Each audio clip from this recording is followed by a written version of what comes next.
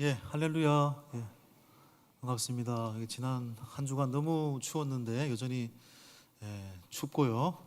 앞으로 더 또 추울 거고, 옆에 분들에게 이렇게 하면서 인사했으면 좋겠습니다. 주 안에서 따뜻해집니다. 한번 선포하겠습니다. 주 안에서 따뜻해집니다.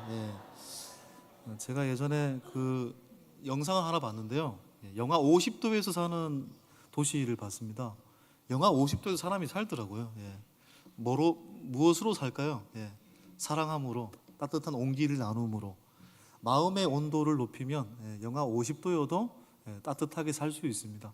이 공동체 안에서 오늘 춥지만 그 어느 때보다 영적으로 마음으로 따뜻해지는 귀한 시간 되길 소망합니다. 무언의 약속이라는 시가 있습니다. 리차드 바크가 쓴 시인데 한번 띄워주시겠습니까? 나는 울지 않았다. 우리의 무언의 약속 때문이었다. 우리 둘 중 한 사람이 몹시 지쳤거나 아프거나 다쳤을 때나 또는 심한 충격을 받았을 때는 다른 한 사람이 그를 보살펴 주어야 한다는 약속이었다. 그렇죠. 자녀가 아플 때, 배우자가 아플 때, 가족이 아플 때, 여러분 말하지 않아도 상대방 배우자가, 또한 어머니가, 아버지가, 형제가 말없이 돌봐주잖아요. 이건 무언의 약속입니다. 내가 아프면 말하지 않아도 가족이 나를 돌봐준다라는 무언의 약속이죠. 여러분, 약속은 아무나 하고 하는 게 아닙니다. 어떤 낯선 사람과 약속하지 않습니다. 진짜 약속은 믿을 만한 사람, 사랑하는 사람과 약속합니다. 그리고 그 약속은 우리 인생의 때로는 낭망, 낙심 속에서도 일으켜 세우는 놀라운 힘이 되는 거죠. 오늘 출애굽기 19장 1절로부터 민수기 10장 10절까지 신의 광야라는 한 장소에서 일어난 이야기죠. 11개월 19일 동안 이스라엘 백성은 신의 광야에 머물렀습니다. 뭘 위해서? 하나님의 약속을 받기 위해서 이 신의 광야에 1년 가까이 머물렀습니다. 이 약속이 그들을 살게 하겠고, 광야를 걸어가게 하겠고, 가나안 땅에서 승리하게 하는 힘의 비결이었기 때문에 이 약속을 통해 그들은 새로워진 백성으로 일어나는 역사가 일어나게 되죠. 여러분, 지금까지 이스라엘 백성이 출애굽하고 걸어왔던 여정을 한번 지도를 통해 한번 살펴보겠습니다. 우리나라 지도 잘 보지 않는데 아무튼 이집트 여러분 북방의 라함셋이라는 곳에서부터 이스라엘 백성이 출발을 하죠. 라함셋 찾으셨습니까? 왼쪽 위에 지중해 밑에 보면 라함셋, 안 보여도 봤다고 얘기해 주십시오. 라함셋에서 출발한 겁니다. 430년 동안 애굽의 압제로부터 그들이 출발한 장소는 라함셋입니다. 숫곳을 지나서 그들이 당도한 곳은 비하히롯입니다. 물론 그 전에 뭐가 있습니까? 에담이라는 곳이 있죠. 에담 찾으셨습니까? 에담에서 제가 언급하지는 않았습니다만은 출애굽기 13장에 보시면 이때부터 하나님이 이스라엘 백성을 광야 속에서 낮에는 구름 기둥으로 밤에는 불 기둥으로 인도하셨죠. 그리고 나서 그들이 당도한 곳은 비하히롯이라는 곳입니다. 비하히롯 찾으셨습니까? 비하히롯 쭉 내려오시면 비하히롯, 여기가 홍해입니다. 여러분, 홍해 앞입니다. 길이 보이지 않는 아포리아 상황 속에서 하나님이 그 바다를 땅처럼 건너게 하시는 기적을 주셨죠. 하나님의 기적을 맛보고 난 다음에 그들이 수르 광야길을 3일 걸어갔습니다마는 물이 없었습니다. 근데 물을 발견했죠. 물을 발견했는데 그 물이 어떤 물이었습니까? 쓴물이죠. 어디입니까? 마라. 마라라는 곳이 보이죠. 그 마라에서 하나님께서는 그들이 고통이라고 네이밍한 마라에서 하나님은 나뭇가지를 던지심으로써 쓴물을 단물로 바꾸셨죠. 그 마라를 지나서 그들이 당도한 곳은 어디로 내려옵니까? 엘림이라는 곳이 보이죠? 엘림. 자세하게 제가 설명하지는 않았습니다만 엘림은 오아시스입니다. 물샘 12과 종려나무 70그루가 있는 이 오아시스를 맛보게 하셨고, 이 엘림을 지나서 그들이 당도한 곳은 어디입니까? 제 혼자 하고 있는 것 같습니다 지금. 예. 신광야라는 곳이 보입니까? 예, 신광야는 어떤 문제가 있었습니까? 먹을 것이 없었죠. 하나님께 원망합니다. 근데 하나님은 그의 원망을 심판으로 바꾸지 않으시고 이른 아침에는 뭘 주셨습니까? 이게 만나를 주셨고 저녁에는 세심한 배려, 고기까지 메추라기도 주셨죠. 먹을 문제를 해결해 주셨습니다. 그래서 먹을 문제가 해결되면 보통 다 해결된 거잖아요. 그런데 또 신광야를 출발해서 어디에 당도할까요? 르비딤에 당도했을 때 물이 없는 문제를 만납니다. 물이 없으니까 또 원망을 했겠죠, 하나님 앞에서. 근데 그 원망을 심판으로 바꾸지 않으시고 모세를 통해 반석을 치게 하심으로 물을 내셨죠. 뿐만 아니라 르비딤에서 또 어떤 문제를 만났습니까? 지난 주일 본문이죠. 아말렉이라는 족속과 전쟁을 벌이게 되었습니다. 예, 힘이 빠진 이스라엘을 아말렉이 교묘하게 공격을 했습니다. 사단의 영성을 의미한다고 했잖아요, 아말렉은. 그런데 아말렉을 어떻게 이겼습니까? 산꼭대기로 올라간 모세가 손을 올리게 됨으로써, 손을 올림으로써, 기도함으로써 그 전쟁을 이기게 하셨죠. 결국 그 르비딤을 지나서 오늘 본문이죠. 당도한 곳은 어딜까요? 바로 신의 광야입니다. 자, 집에 가서 다시 한번 봅시다. 예. 신의 광야. 자, 오늘 이 신의 광야에서 일어난 이야기인데 이 본문이 민수기 10장 10절까지 다 신의 광야입니다. 그러니까 여러분 오늘 본문에서 다 알다시피 신의 광야에서 모세가 산으로 올라가서 뭐 받았습니까? 하나님 앞에 율법 받잖아요. 십계명, 도덕법, 제사법, 재판법, 하면 또 뭡니까? 사람과 사람 사이 지켜야 될 규율, 율법을 한마디로 받은 거죠. 율법을 받으려고 11개월 19일 동안 체류한 겁니다. 왜냐하면 율법은 그들에게 너무 중요한 것이기 때문에 그렇습니다. 하나님이 왜 신의 강야에서 거의 1년 가까이 그들로 하여금 거류하게 하셨을까? 그들과 언약을 맺기 위해서, 그들에게 약속을 주기 위해서인 것입니다. 이 약속을 받아야만 그들이 지금 거쳐가야 될 거친 광야, 앞으로 살게 될 가나안 땅에서 승리할 수 있기 때문에 그렇습니다. 여러분 오늘날도 우리에게도 마찬가지로 하나님이 약속을 주셨죠. 그 약속은 어떤 약속입니까? 구약, 신약, 똑같이 우리에게도 하나님은 성경이라는 약속을 주셨습니다. 성경을 주신 이유가 뭡니까? 하나님께서는 이 성경을 품고 성경을 가지고 말씀을 붙들고 믿음의 경주를 완주하기를 원하시기 때문에 그렇습니다. 그러니까 이스라엘 백성에게 율법을 주신 이유와 우리에게 성경을 주신 이유가 똑같습니다. 이 말씀을 붙들고 믿음의 이 순례를 완주하라는 하나님의 기대가 담겨져 있는 것입니다. 여러분 그런 의미에서 이스라엘 백성이 이 율법을 받는데요, 하나님이 구체적으로 표현하면 율법을 통해서 하나님이 기대하시는 것들이 뭘까요? 이스라엘 백성들에게 율법을 주심으로써 이스라엘 백성들에게 기대하는 것이 무엇일까요? 좀 다르게 표현하면 하나님이 우리에게 성경을 주심으로써 이 성경을 통해서 우리에게 기대하시는 것이 무엇일까요? 여러분 첫 번째, 자 읽어볼까요? 시작. 제사장 나라로 살아갈 것을 기대하신 것입니다. 하나님이 율법을 주시면서 이스라엘 백성에게 기대하신 것은 너희가 제사장 나라로 살게 되었으면 좋겠다라는 기대였습니다. 자 보십시오. 5절 6절을 보겠습니다. 5절 6절 시작. 세계가 다 내게 속하였나니 너희가 내 말을 잘 듣고 내 언약을 지키면 너희는 모든 민족 중에서 내 소유가 되겠고 너희가 내게 대하여 제사장 나라가 되며 거룩한 백성이 되리라. 아멘. 하나님이 율법을 주시면서 그들에게 하신 첫 번째 기대는 너희가 제사장 나라가 되었으면 좋겠다는 겁니다. 여기 보면은 6절에 보면 5절 하반절에 보면은 모든 민족 중에서 뭐가 된다고요? 내 소유가 되겠고, 이 소유라는 말이 원어상은 세큘라, 보물이라는 뜻입니다. 너는 나의 보물이다, 보물이다. 그리고 제사장 나라 6절에, 그죠? 그 다음에 거룩한 백성, 내 소유, 내 보물, 제사장 나라, 거룩한 백성. 사실은 이건 한마디로 바꿀 수 있습니다. 제사장 나라가 되라는 얘기입니다. 여러분 제사장 나라. 여러분 제사장의 역할이 뭡니까? 여러분 제사장의 역할이 뭐죠? 구약 성경에서 하나님과 인간 사이의 중보자잖아. 중보자. 하나님과 인간 사이의 다리 역할을 하는 존재가, 브릿지 역할을 하는 존재가 제사장이죠.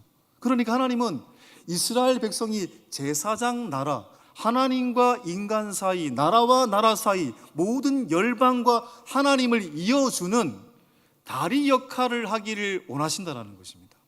그러니까 여러분 구약 성경과 신약 성경을 결국 읽고 나면 하나님이 이스라엘 민족을 선택한 이유는 이스라엘 민족만 사랑하기 위해서가 아니라 이스라엘 민족을 통해서 모든 열방을 구원하기 위해서라는 것을 알게 되는 겁니다. 그게 바로 제사장 나라가 되라는 거죠. 구약 성경에서는 제사장 나라는 이스라엘을 의미하지만 신약 성경에서는 누구를 의미하는 것입니까? 주 예수 그리스도를 믿는 사람들의 모임인 교회, 주 예수를 믿는 모든 성도들이 뭡니까? 제사장 나라죠. 하나님과 사람 사이를 이어주고 사람과 사람 사이를 이어주고 모든 열방이 주님께 돌아올 수 있도록 만드는 다리 역할을 하는 존재가 우리라는 사실인 것입니다. 우리가 바로 그 제사장 나라다는 겁니다. 이게 얼마나 엄청난 직분입니까, 여러분? 여러분 히브리서 5장 4절에 보면은 제사장은 이런 직분입니다. 자, 읽어볼까요? 시작. 이 종기는 아무도 스스로 취하지 못하고 오직 아론과 같이 하나님의 부르심을 받은 자라야 할 것이니라. 아멘. 아론의 계열에서 제사장이 나왔잖아요. 그러니까 제가 신앙생활을 하면서 지금까지 한 번 믿는 집안이 부러웠던 적이 있습니다. 제가 98년도에 장로신학대학원 대학원에 들어갈 때, 그때는 이제 목회자들이 몰릴 때거든요. 목회자를 굉장히 지원했던 때입니다. 어느 시절보다. 그래서 면접을 볼 때 면접 세칙 중에 하나가 뭐냐면 이런 면접이 있었습니다. 목사 아들은 5점, 장로 아들은 4점, 집사 아들은 3점, 권사 아들도 3점, 성도 아들은 2점, 안 믿는 집안의 자식은 빵점. 그래서 그걸 메꾸려고 헌혈을 엄청 했습니다. 근데 헌혈도 전열 헌혈을 하면은 2달을 기다려야 되는데 성분 헌혈은 15일마다 할 수 있습니다. 물론 시간이 많이 걸리지만 그걸로 1점 1점 메워가지고 했던 기억이 있습니다. 그때 제가 이 믿는 집안이라는 게 이렇게 어떤 애 부러운 거구나. 제가 한번 처음으로 믿는 집안에서 태어난다라는 것이 정말 복이구나라는 걸 그때 처음 알았어요. 처음 부러웠고요. 어떤 의미에서. 그러니까 제사장은 아론의 계열에서 된다라는 거잖아요. 이거 엄청난 특권입니다. 그런데 하나님께서는 오늘 우리에게 바로 영적인 제사장, 만인 제사장으로 우리를 불렀다는 것입니다. 너를 통해서 너의 가정이, 너를 통해서 이웃이, 너를 통해서 모든 열방이 주님께 돌아오게 하는데 네가 다리 역할을 한다라는 것, 네가 바로 그런 제사장 나라라는 걸 우리에게 말씀하고 계신다는 것입니다. 세상에서도 국회의원에 당선되고 여러분 광역의원에 당선만 돼도요 난리 납니다. 여러분 저희 집안에도 국회의원도 계셨고 강력의원도 계셨는데 어렸을 때 보니까 뭐 파티하고요 난리도 아니었어요. 여러분 세상을 다 가진 것처럼 그렇게 막 떠들더라고요. 세상에 그 당선되는 것도 그렇게 좋아하는데 그것과 비교할 수 없는 하나님의 나라의 제사장 나라로 저와 여러분을 불렀다는 것입니다. 이게 엄청난 특권이잖아요. 하나님은 바로 율법을 가진 이스라엘 백성이 제사장 나라가 되기를 기대하셨다. 또 두 번째, 율법을 수요하심으로써 하나님이 기대하신 부분은 또 뭘까요? 두 번째, 시작. 훈련된 백성으로 하나님의 특별한 보호하심이 있을 것이라는 기대입니다. 하나님은 이스라엘 백성이 율법을 갖고 하나님 말씀을 품고 특별한 보호를 받는 백성이라는 것을 인식하기를 기대하셨습니다. 여러분 두드러진 사람들의 특징, 그리고 우리가 존귀하게 쓰임받는 사람들의 특징이 뭘까요? 모두 다 훈련을 통과했다는 것입니다. 어떻게 훈련을 통과하지 않고 여러분 선수들이 올림픽에서 금메달을 딸 수 있습니까? 어떻게 훈련하지 않고 훈련의 관문을 거치지 않고 프로 선수가 되고 합격할 수 있습니까? 반드시 훈련의 과정을 거쳐야 여러분 그 관문을 통과해야 그 반열에 오를 수가 있는 거죠. 그런 의미에서 하나님께서는 우리에게 당연히 광야라는 훈련을 허락하신 겁니다. 이스라엘 백성에게 광야를 허락하신 것은 그들로 하여금 망하게 하기 위해서가 아니라 그들이 정말 특별한 보호를 받는 사람이라는 것을 말하기 위해서인 것입니다. 훈련은 힘들지만 우리의 인생의 믿음의 광야의 훈련은 때론 쉽지 않지만 인생에서 펼쳐지는 여러 가지 문제들은 우리의 힘으로 감당할 수 없는 문제들이 너무 많지만 그 속에서 하나님은 분명히 우리에게 분명한 메시지를 주고 있다는 겁니다. 그 광야 속에서 너희가 특별한 보호를 받는 존재라는 것을 말씀하고 계시다는 겁니다. 4절을 보시면은요, 자, 이런 말씀이 있습니다. 4절. 자, 읽어볼까요? 시작. 내가 애굽 사람에게 어떻게 행하였음과 내가 어떻게 독수리 날개로 너희를 내게로 인도하였음을 너희가 보았느니라. 그렇죠. 애굽에서 어떻게 이스라엘 백성을 구원하셨습니까? 10가지의 그 재앙을 통해서 이스라엘 백성을 구원하셨잖아요. 그리고 출애굽 해가지고 홍해부터 지금 시내 광야에 당도하기까지 이 얼마나 어려웠습니까? 근데 그 모든 과정을 4절을 보시면 하나님께서 마치 독수리 날개로 너희를 업어서 인도하심과 같이 인도했다고 말씀하고 계십니다. 독수리의 날개처럼. 독수리 날개가 여러분 굉장히 넓어요. 예. 펼쳤을 때 그 날개로 우리를 보호했다는 얘기잖아요. 영화 반지의 제왕 여러분 과거에 봤을 겁니다. 저도 영화 이거 수없이 봤던 영화입니다. 제가 예전에는 영화 예배에 미쳐 있어가지고 영화 예배 드릴 때 이 영화 한 4-5번 본 것 같습니다. 긴 영화죠 사실은. 근데 이 영화에 보면은 주인공이 위기에 처했을 때 뭐가 나타나냐면 독수리가 나타납니다. 독수리가 나타나면 어떤 의미냐면 구원을 받는다, 보호를 받는다는 의미가 그 영화의 메시지로 나와 있더라고요. 독수리는 구원이고 보호였습니다. 오늘 본문도 마찬가지죠. 하나님은 당신의 인도하심을 독수리 날개에 비유하고 계십니다. 여러분 어머니 독수리가 부모 독수리가 새끼 독수리를 어떻게 훈련을 시킬까요? 새끼가 태어나고 어느 정도 시간이 지나면 새끼 독수리 스스로 날개 만들어야 되잖아요. 그래서 날개 할 때 어머니 독수리는 절벽 아래에 새끼 독수리를 쉽게 말해 던져버립니다. 그러면 새끼 독수리는 끝없이 밑으로 추락하죠. 근데 어미 독수리는 추락하는 새끼 독수리를 쳐다보는 게 아니잖아요. 새끼 독수리가 추락하는 지점보다 더 낮게 내려가서 날개를 펼쳐서 떨어지는 새끼 독수리를 보호합니다. 그런 방식으로 수없이 훈련을 통해서 결국 새끼 독수리는 하늘의 창공을 나는 제왕 독수리가 되는 거죠. 하나님의 인도하심이 지금까지 그랬다라는 얘기입니다. 그들이 광야길을 걸어갔을 때 얼마나 많은 어려움이 있었습니까? 아포리아, 길이 없었고요, 물이 없었고요, 물도 쓴물이었고요, 그리고 먹을 것이 없었고요, 때로는 아말렉이라는 족속 때문에 전쟁, 공격을 당하기도 했습니다. 근데 하나님이 어떻게 하셨습니까? 바로 쓴물을 단물로 마라에서 바꾸어 주셨잖아요. 반석에서 물이 나게 하셨지요. 만나와 메추라기로 그들을 먹이셨죠. 또한 모세를 통해 손을 들게 하심으로 그 사단의 영성 아말렉도 이기게 하셨죠.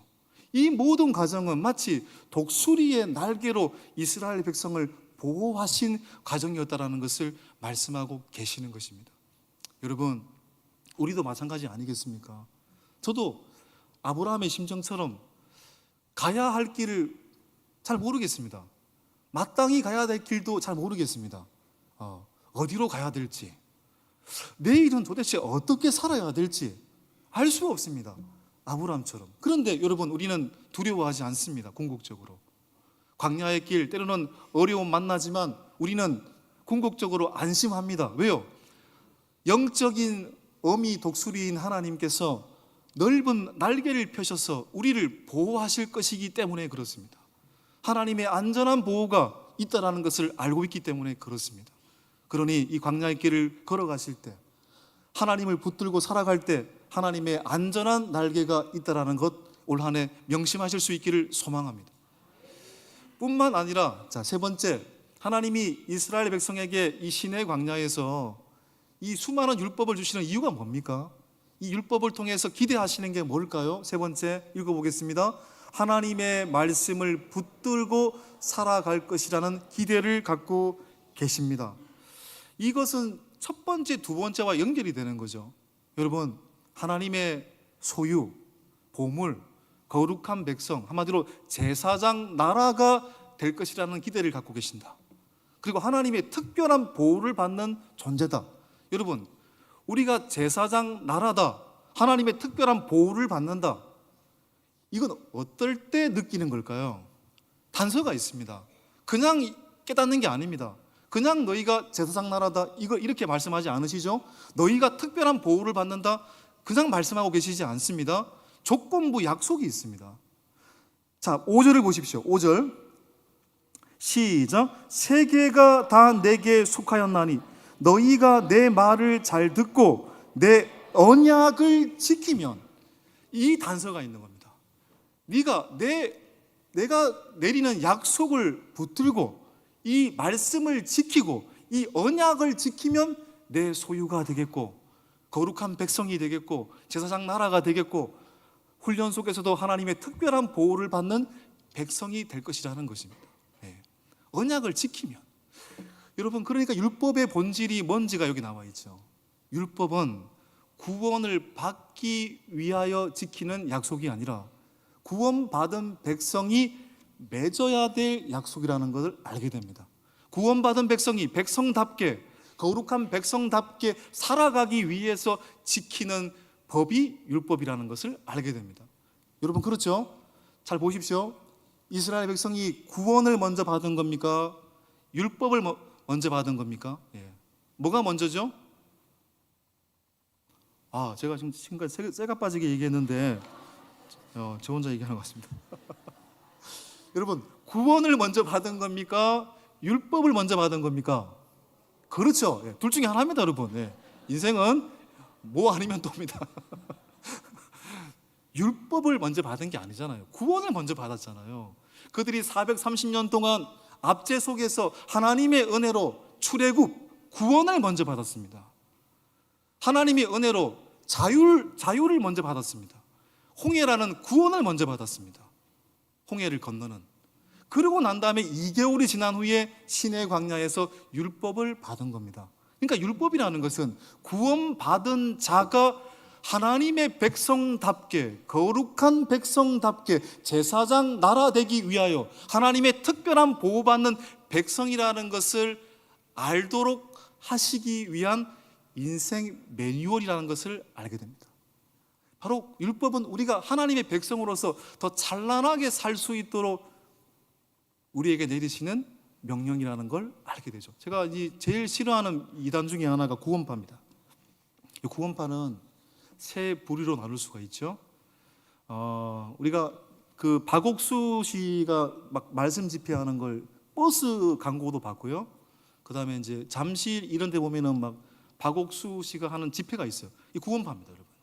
또 구원파의 계열 중에 하나가 2014년도에 세월호 사건 때 밝혀졌던 유병헌 씨 계열의 안성의 금수원에서 또 구원파 한 세력이 있죠. 그리고 이제 경기도 쪽에 이효환 씨로 대변되는 또 구원파가 있습니다. 이 구원파에는 수많은 연예인들이 다녀요, 그 교회에. 이 구원파, 또 올해는 요즘에는 또 유광수 씨로 대표되는 다락방도 쉽게 말해 구원파입니다. 구원파는 뭡니까? 내가 구원을 받았으니까 멋대로 살아도 된다는 얘기입니다.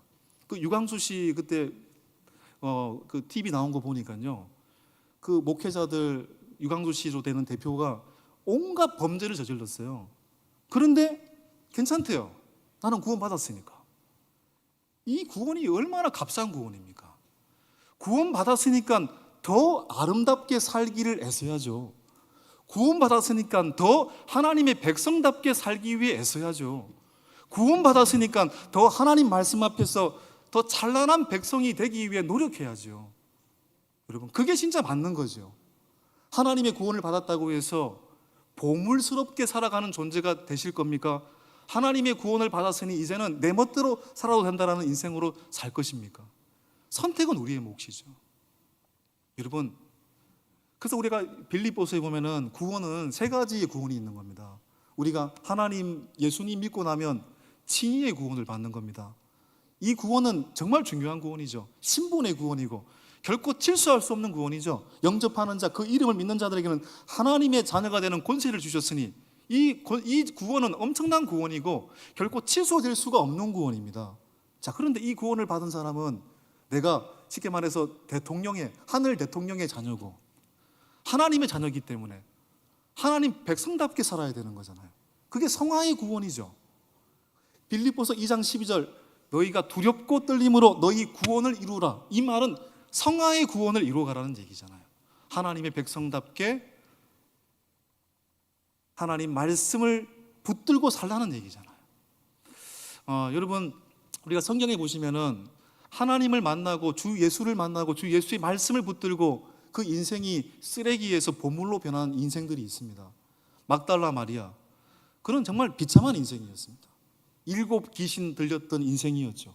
그런데 어느 날 주님을 만나고 주님의 말씀을 접하고 난 뒤에 그의 인생은 어떻게 됐습니까? 교회의 역사상 가장 찬란한 여성이 되었습니다. 주님의 부활을 목격하는 현장에 그 막달라 마리아가 있었다라고 했잖아요. 또 성경의 첫 번째 신약 성경의 복음서인 마태, 여러분, 마태는 레위라고 표현되어 있기도 하고 그의 직업은 세리였습니다. 세리는 어떤 직업입니까? 로마 제국에 아부해서 세금을 거두어 가지고 50%는 바치고 50%는 자기가 먹는 직업이에요. 그러니까 자기가 더 많이 먹으려면 자신의 백성들에게 더 많은 세금을 착취해야 되는 겁니다. 그랬던 사람들이 세리입니다. 매국노고 같은 민족으로부터 지탄을 받았던 사람들이 세리입니다. 그런데 이 세리 마태가 어느 날 주 예수를 만나고 난 뒤에 성경을 읽게 되었고 구약 성경을 읽으면서 이사야 선지자가 예언한 그 메시아가 예수라는 사실을 알게 되었습니다. 그러고 난 다음에 그의 가슴이 뛰기 시작했죠. 그리고 동족의 고열을 빨아먹기 위해 사용했던 그 펜을 들고 성경을 쓰게 됩니다. 그 성경이 어떤 성경이 됩니까? 마태복음이 되죠. 그리고 마태복음 마지막 28장 19절 20절이 무슨 말씀입니까? 가서 제자 삼으라는 말이잖아요. 내가 세상 끝날까지 너희와 항상 함께 있으리라. 가서 제자 삼으라. 마태복음은 그렇게 끝을 맺는데 실제로 마태가 에티오피아로 가서 복음을 전하다가 순교로 인생을 마치게 됩니다. 쓰레기 인생에서 주님과 주님의 말씀을 붙들고 살았을 때 그의 인생은 보물 같은 인생이 되었다라는 것입니다. 제가 한번 좀 이제 인용했던 이야기인데요. 고골의 외투라는 작품이 있습니다. 거기 보면은 러시아 페트르부르크의 아키키 요비치라는 한 주인공이 등장해요. 근데 이 아키키 요비치는 페트르부르크 시청의 말단 직원입니다. 어떤 누구도 주목하지 않는 사람이에요. 결혼도 안 했고요. 키도 작고요. 얼굴도 추남이었습니다. 그러니까 사람들이 관심을 두지도 않아요. 월급은 박봉이었습니다. 매일매일 하루 세 끼 먹는 것도 빠듯했습니다. 그런데 그런 이 아키키 요비치에게도 소망이 있었어요. 어떤 소망? 좋은 외투 한 벌 사는 소망이었습니다. 좋은 외투를 사기 위해서는 정말 아껴야 되는데 진짜 아끼고 아껴서 어느 날 이 아키키 요비치가 값비싼 외투를 구입하게 되죠. 여러분 얼마나 기쁩니까, 여러분? 그렇죠? 여러분 열심히 돈을 모아가지고 뭐 집을 산다든지 열심히 돈을 모아가지고 값진 것을 샀을 때 얼마나 기뻤습니까? 아키키 요비치도 그랬습니다. 외투 한 벌 너무너무 행복했어요. 그런데 외투를 입고 오는 첫날 지나가다가 불량배에게 이 외투를 빼앗기고 맙니다. 하늘이 무너지는 심정입니다. 경찰서로 달려가서 빨리 나의 외투를 훔친 사람들을 잡아달라고 경찰서에 신고하고, 그러니까 아무도 관심을 갖지도 않아요. 나중에 경찰서장에게 진정을 합니다. 경찰서장도 관심을 두지 않습니다. 아무도 이 사람에게 관심을 두지 않습니다. 결국 어떻게 됐을까요? 시름시름 앓다가 죽습니다.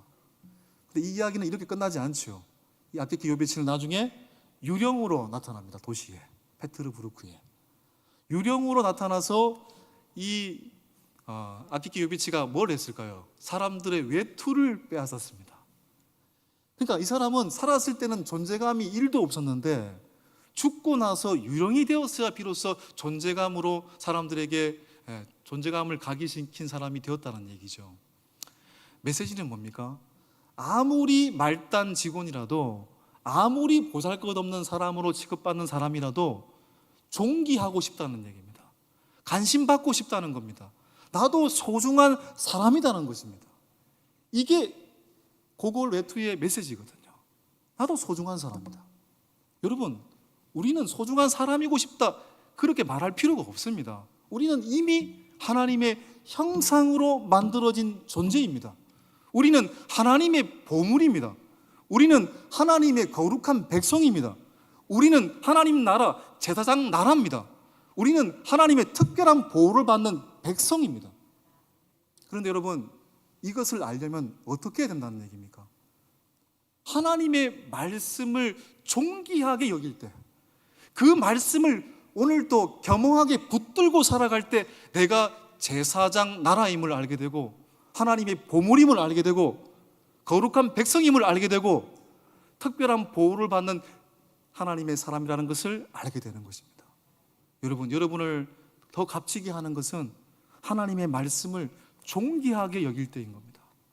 올 한 해 이미 보물로 만들어진 여러분의 인생이 쓰레기와 같은 인생이 아니라 정말 보물 같은 인생이 되기 위해서 주의 인도하심을 따라 광야의 길을 지나가는 삶일지라도 그 속에서 하나님 말씀 굳게 붙들고 이 말씀 한 절 한 절 외우면서 이 말씀 묵상하면서 살아가는 하나님의 사람들 되셔서 하나님 말씀 붙드는 여러분의 인생, 가장 보물 같은 인생, 제사장 나라와 같은 인생, 거룩한 백성과 같은 인생 될 수 있기를 주님의 이름으로 간절히 축복합니다. 함께 이 시간 말씀을 기억하시면서 찬송가 543장 찬양하겠습니다.